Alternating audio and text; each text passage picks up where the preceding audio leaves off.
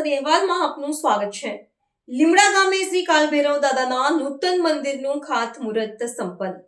વડોદરા જિલ્લાના વાઘોડિયા તાલુકામાં આવેલા લીમડા ગામે આજે 12 નવેમ્બર 2025ના રોજ શ્રદ્ધા અને ઉત્સાહના માહોલમાં ભગવાન શ્રી કાલભૈરવ દાદાના નૂતન મંદિરનું ખાતમુહૂર્ત કરવામાં આવ્યું હતું।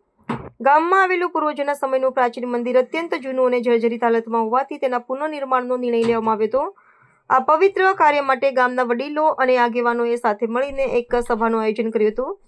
આ સભામાં સર્વાનુમતે નક્કી કરવામાં આવ્યું કે જૂના મંદિરના સ્થાને એક ભવ્ય અને નવું મંદિર બનાવવામાં આવે।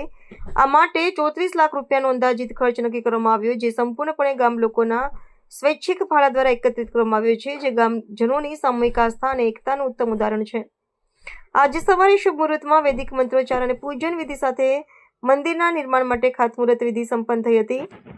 આ પ્રસંગે ગામના વડીલો, યુવાનો અને મોટી સંખ્યામાં ગ્રામજનો ઉપસ્થિત રહ્યા હતા। આ નૂતન મંદિરનું નિર્માણ કાર્ય હવે વેગવંતુ બનશે અને તે આવનારી પેઢીઓ માટે શ્રદ્ધા અને આસ્થાનું કેન્દ્ર બની રહેશે।